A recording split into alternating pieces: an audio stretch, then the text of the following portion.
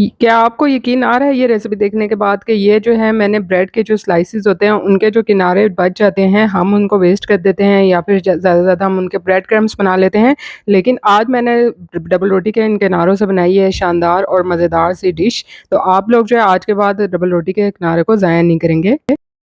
अस्सलाम वालेकुम, welcome to my YouTube channel kitchen with Zaim. तो कल जो रेसिपी आप लोगों के साथ शेयर की थी मैंने उसमें आपको यही कहा था कि ये जो आपने किनारे हैं वेस्ट नहीं करने, इनको सँभाल के रखना है। आज उसी से जो है मैं आपको एक शानदार और मज़ेदार सी रेसिपी बताने जा रही हूँ। इसमें कोई ज़्यादा इंग्रीडिएंट भी नहीं लगेंगे, सिर्फ़ हमें कुछ वेजिटेबल्स चाहिए होंगी। तो यहाँ पे प्याज़ थी जिसको मैंने इस तरह से गोल रिंग में कटिंग कर लिया है और शिमला मिर्च ली थी, टमाटर लिए थे और इसको जो है मैंने इस तरह से चौकोर कटिंग कर लिया था छोटे-छोटे पीसेस में। अब यहाँ पे जो मफ़िन्स या कपकेक की जो मोल्ड होते हैं ना, वो लिया है। अगर आपके पास नहीं है तो छोटी जो स्टील की कटोरियाँ होती हैं आप वो भी यूज़ कर सकते हैं। इसको मैंने क्या किया था कि ब्रश की मदद से थोड़ा-सा इसको ग्रीस कर लिया था मैंने और जो आप ब्रेड के स्लाइस के जो थे ना किनारे थे उसको हमने जस्ट जो है फ़ोल्ड करना है और इसमें जो है फिक्स कर देना है। आप यकीन कीजिए इतनी शानदार और इनोवेटिव आइडिया है ना ये कि आप जो है वो इसको पार्टीज़ में भी यूज़ कर सकते हैं, बच्चों के लंच बॉक्सेस में भी दे सकते हैं। इसके अलावा आप टी टाइम में भी इसको एन्जॉय कर सकते हैं। कोई आपको चिकन वगैरह की ज़रूरत इसमें नहीं पड़ेगी, ना ही किसी ऐसी चीज़ की कि जो आपके पास ईज़िली अवेलेबल ना हो। तो यहाँ पे जो है मैंने सबसे पहले क्या किया था कि स्लाइस को ये जो किनारा था इसको फ़ोल्ड करके रखा था और उसके ऊपर जो है मैंने सॉस लगा दिया था पिज़्ज़ा सॉस। पिज़्ज़ा सॉस नहीं भी आप केचअप लगा सकते हैं, मायोनीज़ और केचअप मिक्स करके आप जो है वो उसको भी इसमें लगा सकते हैं, आप लोगों की अपनी चॉइस के ऊपर है।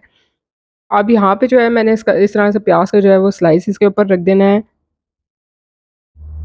सारे इस तरह से जो है वो तो किनारे मैंने उनको फ़ोल्ड करके इसमें फिक्स कर दिया था और उनके ऊपर जो है सॉस लगा दी थी, प्याज़ के स्लाइस रख दिया था।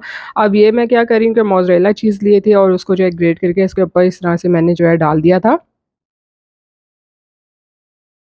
ओवन को मैंने प्रीहीट कर लिया था 180 डिग्री सेंटीग्रेड पर तकरीबन 5 से 10 मिनट के लिए और अपर और लोअर दोनों रॉड ऑन करके आपने जो है इसको बेक करना है।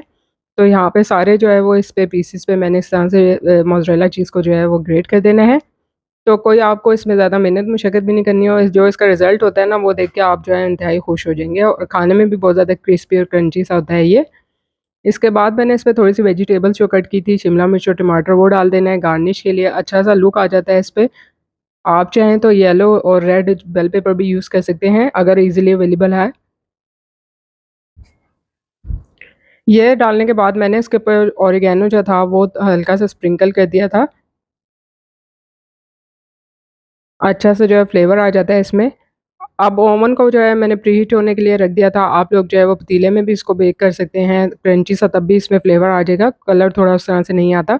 ओवन में मैंने इसको बेक होने के लिए रख दिया था तकरीबन 5 से 10 मिनट के लिए और अच्छा सा जो है ना आप देखें कलर भी आ गया था और इसको अभी मैं आपको उठा के दिखाऊँगी कि इसका एक तो कलर बहुत शानदार लग रहा है और क्रिस्पी सा लग रहा है। बिल्कुल आपको फ़ील ही नहीं होगा कि ये आपने डबल रोटी के किनारे से जो है वो ये डिश तैयार की है। इतनी ज़बरदस्त मज़ेदार और यम्मी सी बनती है। ये देखिए मैं आपको उठा के भी दिखा रही हूँ कि कितना अच्छा सा इस पे कलर आया है और क्रंची सा हो गया है। रेसिपी आपको पसंद आई है, लाइक और शेयर करना बनता है। अल्लाह हाफ़िज़।